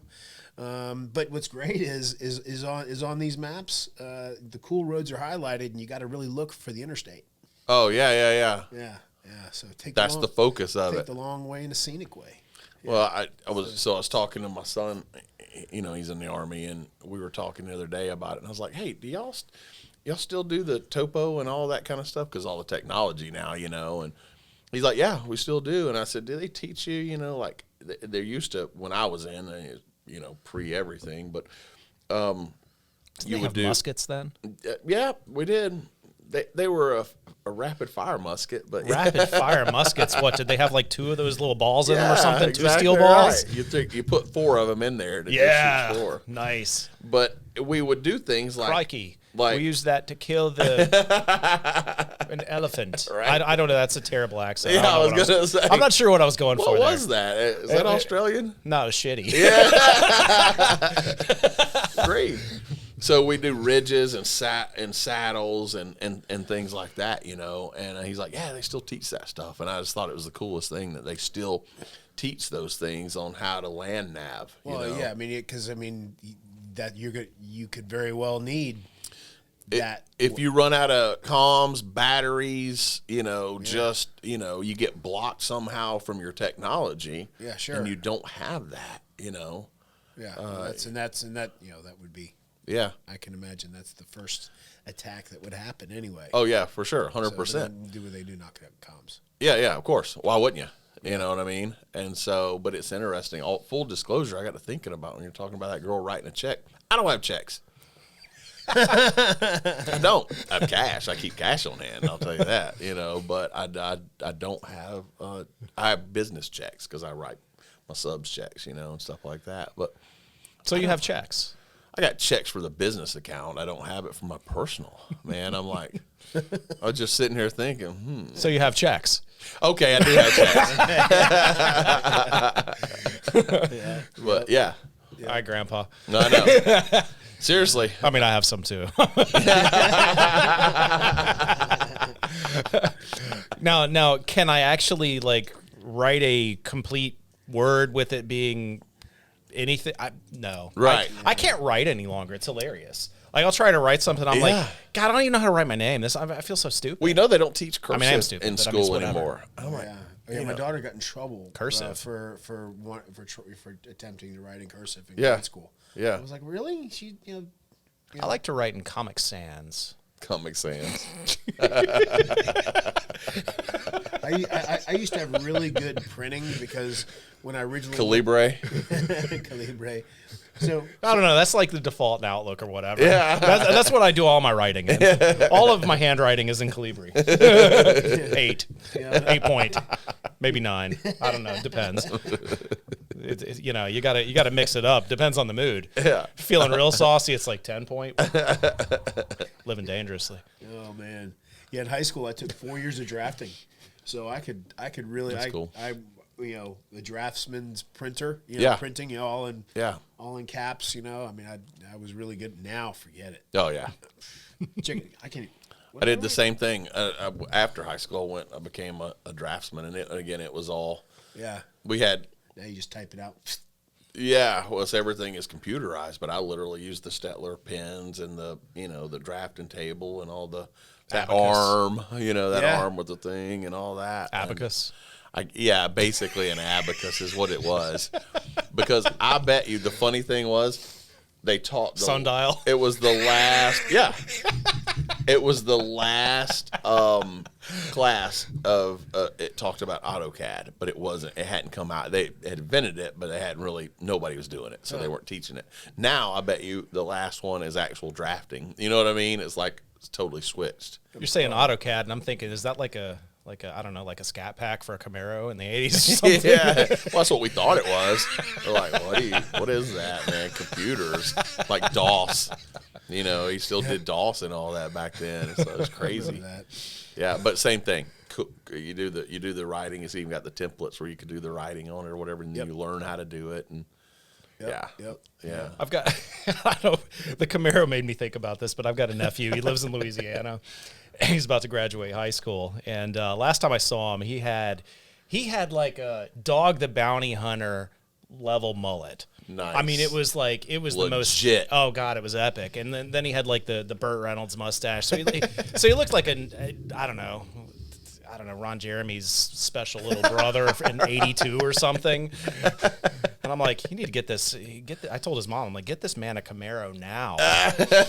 So he got some senior photos done, and to his credit, he cut off the mullet, which was probably the right move. But he still had the porn stash. Nice. And I still demanded that he buy a Camaro. I mean, T-top or nothing, man. I think you should have. IROC or GTFO. Man, he should have kept that mullet. Think what those pictures are when he looks back. You know what I mean? He's like a time traveler, like from the 70s. Yeah. Yeah, You he know? is. Got like a stack of Molly Hatchet 8-tracks Right in the passenger on. seat of the T-top. Flirting with disaster. Traveling down the road. Yeah, traveling down the road. Flirting with disaster, baby. God, Molly Hatchet. Oh, my God. That's awesome. The only thing I can think about with that band is an episode of Squidbillies. Did you ever watch Squidbillies? I don't think I did. Is that like Aubrey knows? Yeah. All right, so it was a cartoon on Adult Swim, and it's been, Okay. I don't know how many seasons they did. I kind of Okay. lost track, but they did a Yeah. ton. And it's basically about a family of sentient squid that live in Dawsonville. Okay. And Like there's- our Dawsonville. Yes. Yeah. Okay. Like there's all these jokes about Awesomeville from Dawsonville. Yeah, and all yeah. That stuff. I mean, it's totally like like North Georgia redneck humor. Of course. And there's this woman named Crystal. I think her name's Crystal, right? And she lives in the junkyard, and she's like this morbidly obese woman. Yeah. That the main character is in love with. Huh. And there's a scene where he's like, Crystal, I'm going to take you to Molly Hatchet concert. And she goes, you ain't got no Molly Hatchet tickets, you chug nut. Or you can't afford no Molly Hatchet. So Molly Hatchet are completely ruined for me. Like, I never even listened to them. You can't take them seriously Yeah, anymore? I can't take them seriously. Oh, I love Molly Hatchet. Yeah, I wish you wouldn't have told that story now. I love Molly Hatchet. Yeah. Flirting with disaster. Absolutely. And Some good old, old rock and roll. man, I see their album cover with that horse where he's on that horse and, I don't even know what they're doing. I'm like, but I'm in, whatever, Yeah. Fun stuff. Yeah. Fun stuff. No. So let me ask you guys, what do y'all think's in store for real estate, housing, and all that coming up? It's an election year. Buried the lead, bro. Huh? Buried the lead, man. We're like 2 hours into this. I know. I know. Well, that's okay. Yeah. That's what we want to do. Bro over here is like, kill me. And of course, me, I started here to get to here, and I ended up here. Yeah. So I didn't even answer your question. Yeah. So about the upcoming events. Oh, So, yeah. Oh, that's right. Yeah. Do that because that's important. I want that out there for sure. Because and that's what we got St. Patrick's Day coming Heck up, yeah. okay, and this will be the third year I've done it. Yep. Because Yep. Mission 22 has their periodic challenges, and in March it's a 48-mile ruck. Yep. Not all in one day, just progressive throughout the month. Yeah. I was very, very sure that when you said it was on St. Patrick's Day, it was going to involve booze. Okay, well, here's the thing, okay, because it's March 16th, okay, and March 16th, Saturday, so you come to the Vibe office, hang out, we'll have some coffee, donuts there, people can register if they want to donate Coffee. coffee, Irish coffee. Irish coffee. So for those that, anyway. Right on. But it's a Mission 22 event, so I can't promote that. Right, of course. So, but you do what you want to do. Right. Okay. I'll do it. Yeah, you do what you want to do. And it's just the opportunity to get folks together. Yeah. Totally only coffee. I did it, 2 years ago. And, Yeah. there were 7 of us. I didn't really broadcast it out. I did, but, but it was just small. Right. Did it last year, and we had, 15, 20 people come. Right. So it grew. Yeah. And one new person came. Yep. And the new person that came said, hey, I want to do this event called the Hero Hill Climb. So talk about that next. But yeah, so what we've got on the 16th, you've got the Shamrock pub crawl going on in downtown Woodstock. Yep. That kicks off at 2 p.m. So we'll meet at the office at 10 a.m. You can come with a pack if you want. You don't have to. Just come walk. And we'll leave the Vibe office, go down to the yard, Reformation Brewery. Yep. Maybe we'll gather up some more people there. We'll hit the trails. And, we did last year, we went down to 92, came right back. Well, this year we're going to get down to where you can cut up into South on Main, go up through South on Main, and then continue on to Semper Fi Rally Point for lunch. Yep. So, and Top and Carrier, they know we're coming. I said, I don't know if I'm coming with 5, 10, 15, or 50. I said, it doesn't matter, but we're coming. So, right on. They actually shared it yesterday. Oh, did they really? Sweet. They sure did. They shared the event. That's awesome. So I have the Facebook event page there, asking people to RSVP so that we can kind of get an idea. Of course, as we're walking down and heading that way, I'll give them, hey, we're coming, and here's how many are in tow. Yeah, of course. So if people want to come and they want to walk, and what's interesting enough, going from Reformation, that route, it came to 2.2 miles. When I tested it out. I'm like, oh, that's pretty cool. Yeah. So yeah, it is. Yeah. So anyway, just one of those things where we'll get who knows how many people are going to come. I know I've had a couple of friends already reach out to me. Yeah, we're going to be there. And my favorite aunt, my Aunt Ellen. Aunt Ellen, a shout out to you from New York. She may be coming. That down. Wanted to ride on the back of your Harley. Yeah, for the 9/11 deal. For the America's 9/11 ride. Yeah. So that I didn't get to participate in right. circumstances, but yeah. So I'm hopeful she'll be here, and that's cool. And she'll walk with us. Heck so, yeah. It was good last year. I carried the guy on. Yeah. That's right. And I've that flag's a little tattered. I'm gonna get it sewn up. Right on.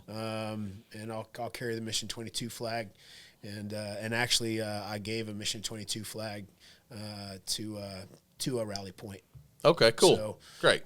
So yeah, maybe they'll hang that up for us. Yeah, who knows? Maybe they'll run it up the pole under the American flag for us. Yeah, and it's a good event. So it's March 16th. March 16th. And when is kind of registration or whatever and donuts at Vibe? 10 a.m. 10 a.m. at Vibe Realty. 10 a.m. 790 Market Street. Yep. Right behind Mad Life. Yep. And then we'll take off at 11. It's about an hour to walk. Just a casual walk. You know, 2.2 miles. What time will we roll over to Reformation? Which for y'all that don't know, it's a block away. It's from Vibe. So we'll be at Vibe. You park, and we just walk right over. Yeah, we'll start filtering over 10:30, 10:45. Okay. Yeah. All right. Cool. So just want folks to come in and register. At Vibe. Yep. For sure. And we can hang out there. Yep. Come see us at Vibe Realty. Yep. Coffee, donuts. That's it. So literally, if you want Irish coffee, we have Bailey's, Kahlua. There you go. And a bonus, it's after 10 a.m. It is. Because it's 10 a.m. somewhere. That's right. Somewhere. So, and I can tell you that when we roll in, because we'll get to Rally Point at noon. Yep. And when it's noon here in Ireland, it is 5 p.m. Nice. So we have lunch and a beer, and then from there.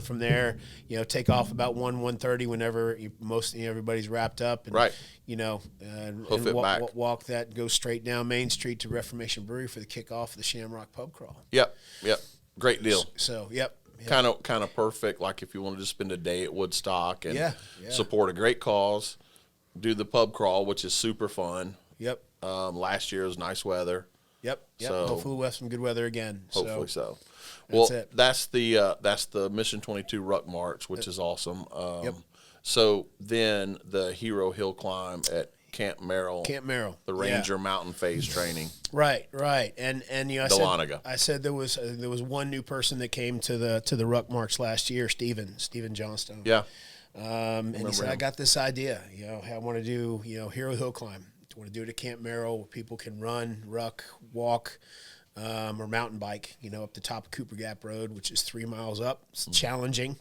Yeah. 3 miles up, 3 miles down. It's not a hill climb. It's it's gravel road. Yep. So it is a gradual incline up. It's shaded. most of the time. Yeah. You get to the top, you take the name of a fallen hero. You can go to the herohillclimb.com and register. You can actually choose your hero. Nice. So you'll get a hero card, and you'll take that hero card up to the top of the mountain. You put it on the hero board, and there'll be a victory bell there, and then that's awesome. And go back down. So, yeah. And I tell you, I wasn't in the shape I needed to be last year, because halfway down, both my calves started to cramp. So I'm getting myself in shape this year, so that doesn't happen. Right on. Right on. Well, I was actually like when y'all did the push-up thing, whatever that was. Oh yeah. Whatever that. I can't remember. Yeah, the push-up challenge. When y'all did that, I was like, I need to do some push-ups. So I started doing a bunch of push-ups. Right on. And then I apparently I've either strained or torn both my labrums. Oh man. So I've been having to I can't lift anything with my shoulders at the gym. I can't really do push. I can do some push-ups, but only a few, and it sucks. Oh, it's like getting better. That was about 3 months ago. But well, you're gonna have to be there at least to be in spirit when we do it or whatever. Because we will do that again. And actually, I'm gonna, we'll see if maybe. Maybe Rally Point can host us for that. Oh, that's a great idea, because Top and Carrie were there last time, and man, that cat can do some push-ups. Oh, he did. Yeah, he sure did. I saw some of those numbers. I'm like, God, I need to eat another. I gotta step my game up. Are you? I was like, I just got to eat another. I need to get back to it. Yeah. So because I beat you last year. Yeah. Yeah, you did. I was amazed. Holy cow! My goal. We last year we did the Mission 22 has a 2,200 push-up challenge. Throughout the month of July. So my idea was, hey, let's get folks together. Let's get 100 people to just do 22 push-ups. But right. It evolved into a push-up challenge. Oh yeah. Do they happen to have like a sport eating competition that I could enter? Sport eating? No, probably not. Probably we might could do something like that. Overall mind, body, spirit. I don't know how well that. You got like the pasta challenge. Well, I don't know. We could weight down some spoons and all eat mayonnaise out of a bowl. Well, I'm in on that. 4th of July, they do have the hot dog eating contest. Right on. I bet you'd be really good. Seems like right up my alley. What are you saying? What are you saying? Fair.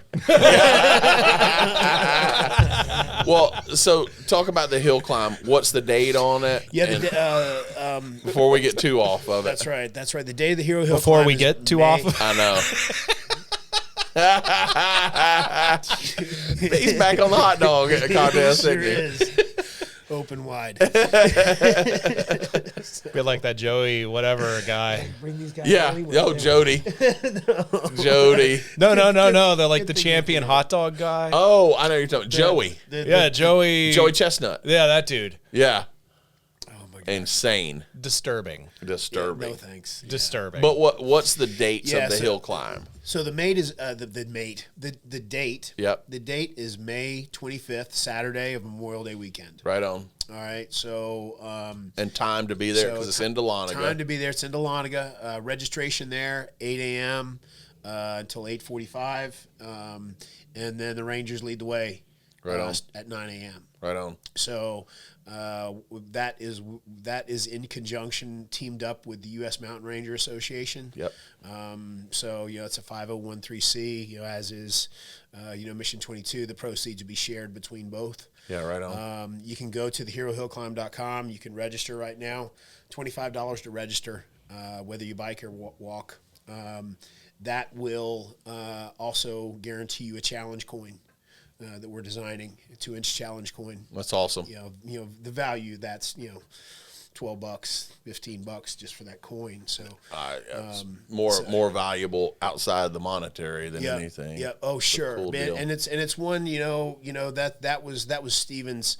Idea was that last year he just got the generic coins. Yeah. And the idea was you take this and pay it forward. Yeah. So folks that come to participate, you can keep that coin or you can give it away. You can also go on and you can choose your hero. So you can. That's cool. There's a hero that you want to recognize in your family that you've lost and you want to carry them to the top of the mountain. You can. Yeah. That's awesome. And it's really, really impactful too, because just being around, those guys up there, they're so appreciative of it. Oh, for sure. And it means more to them than I could ever imagine. Yeah. Yeah. Well, they're sort of, so the like the Ranger School is, it starts at the Derby phase is at Fort Benning, and that's where you go. You're there, you're hanging out, you're doing the onboarding and the intake and all that, and then you have the Derby phase there, and then you ship to the mountain phase. So it's it's kind of an outpost up in Dahlonega. Right. Nothing else is up there. It's just a small little place, and then so they sort of get a little bit forgotten about, because once you graduate from that phase, you go to the swamp phase that's down in Florida. And that's at Eggleston Air Force Base, and 7th Group's down there, and the Ranger training battalions down there, and all this. So it's kind of a big base and all, but they're sort of forgotten about up there. And so yeah, I mean, I'm sure they're super appreciative. It's really small, and that community up there. Yeah, they're all in for the Rangers up there. Right on. Well, you got UNG up there, and that's right. Which is kind of a military academy, Sure and is. Dahlonega is a great place. I mean, go up there and do absolutely beautiful. The hill climb, hang out at Dahlonega, and Pan for gold. Yeah, you can pan for gold. You can do that too. So that's why anybody goes to Dahlonega, right? Why not get rich? Yeah, I know.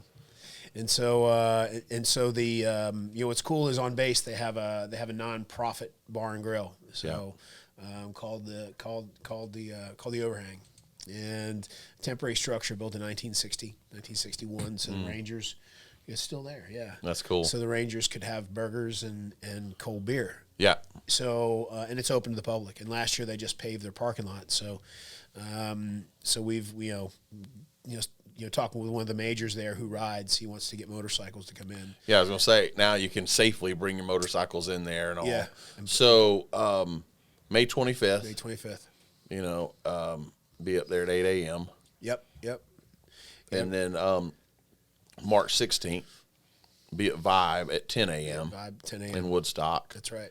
And then are we going to do the push-up challenge this year? Probably, yeah, absolutely. Okay. It's not on the. I haven't verified it yet. Through the Mission 22 calendar, but I'll reach out to the powers to be, and as soon as I get a confirmation of it, I'll definitely put it on the calendar. So. Okay. Well, we're supporting the 4th of July parade. We were in it last year, and we're going to be awesome. Yeah, and so we're going to be in it again this year. And I mean, I don't know. We'll plan. We'll talk about it. But it'd be cool if we did something like after that and had people come. Cause, that's a great idea. Maybe we sort of no. Y'all got the wrong idea. No hot dog contest. Yes, but okay, with a twist. So here's the deal. You got to do the push-up challenge. All right. In the street, in front of the parade. Okay. And then make them all drive around you or walk around you while you're doing push-ups. Gotcha. But while you're doing push-ups, we have to get a volunteer to throw cooked hot dogs at your head. So you're doing a push-up, and then you just get slapped in the face with tubular meat slurry. It sounds like a bad idea, and I'm in. Yes. Of course it is. Of course it's a bad idea. Did I open my mouth? Of course it's a bad idea. And I'm in. Well, I think it's I think that's awesome deal. What is it? The Atlanta Cancer Society? Atlanta Cancer Care Foundation. Atlanta Cancer Care Foundation. I think do you have dates on when it's going on again, or where people can go and if they want to donate or whatever?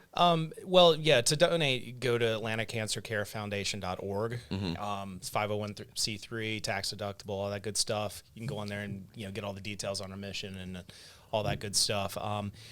Annually, we do a few events that are open to the public. We have our annual Taste of Hope, which is generally in fall.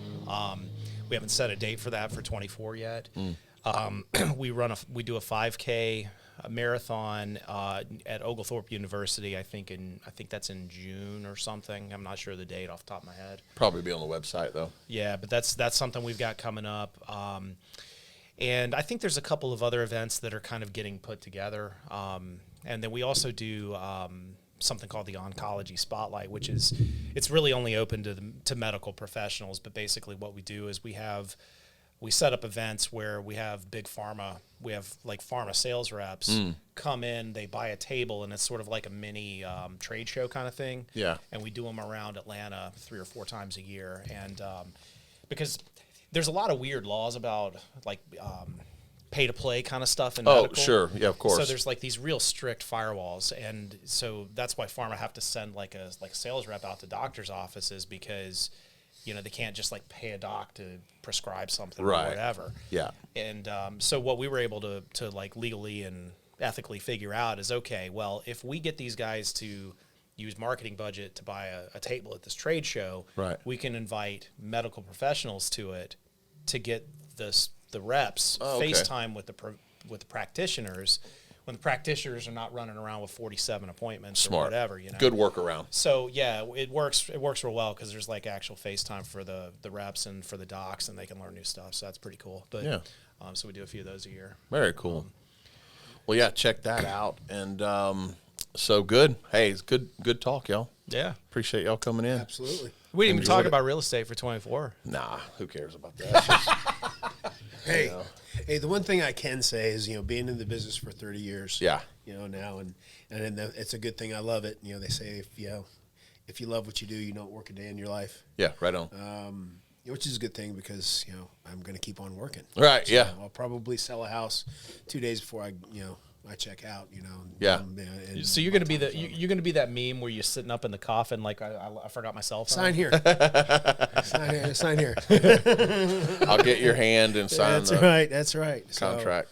Yeah. So, but and just the clients that I'm working with, over the last couple of years, it's pretty much all past clients and referrals, and working with my my past clients' kids. Right. And that's cool stuff. And that's something that, you just, it's awesome. It's nice to have that loyalty. Yeah. People coming back. For sure. Really, it's so beneficial. And I will say, one time I was out, and I met this guy, tattoos all up and down his arms, long hair, long beard, Eli. I know Eli. I met Eli, and we get to talking. He said, "Yeah, my loan guy, was in this band, man, and he was rocking. He was. That's he great. says I was like a groupie of his, man. I just love that hilarious. guy." He said, and he mentioned your old band. Yeah. He's like, tell him he needs to do a reunion. Oh, that's great. Tour. I know. He said that to me like at least 10 times. It's hilarious. Yeah, it's hilarious. So here's what I think. I think what we need to put on the calendar is we need to put together a Vibe charity event. Oh, that's gonna pull. That'd be cool. That's gonna pull us all. Oh, I love that. Our whys all together. Yes, I'm in on that. That's a great idea. And we, Mad Life, dude. You want to rock the stage at Mad Life? Right on. Oh man. Spot, man! Hey, let's do it, man. Let's do it. Oh, that would be fantastic. Let's do it.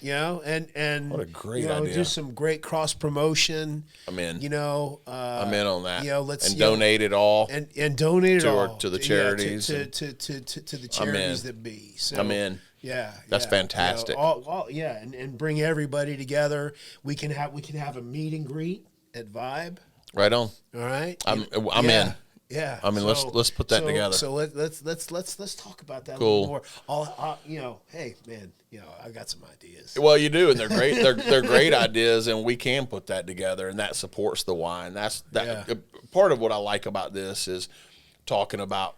Hopefully, people see this and they understand it's not just some corporate deal some leadership team came up with. We're here to support your why, and it goes flat. They don't execute. We don't. We are literally here to support. Well, you don't like filling out like a Mad Lib, about your why or whatever. You're right. Yeah, exactly. Yeah. But we do it. We live it. We want to support that why for agents that come in that care, and I think that's why it's more like a family type environment of than it is just a corporate churn deal with high attrition rates like normal brokerages. It's. Yeah, we're here for that. Well, people, man, because that's what Vibe, Yeah. And that's why I was like, man, and it just works perfect, Vibe Realty, Divine Vibe Realty. Yeah. DivineVibeRealty.com or Vibe Realty. It's like Vibe Plus, the subscription model. Oh yeah. I actually like that.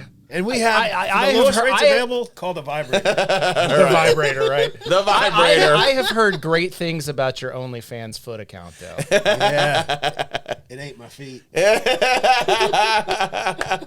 Yeah. How about that for a twist plot? Wow. Yeah. That seems anatomically improbable. Hey, I mean, I thought I saw toes. It's one of his special gifts. fool some of the people. Well, let me wrap this thing up. I appreciate you guys coming in. It's been awesome. Yeah, so that's it. Vibe Realty Drop Zone Podcast. I think this is episode 4, and it's been a good one. So, thanks, guys. Yes, sir.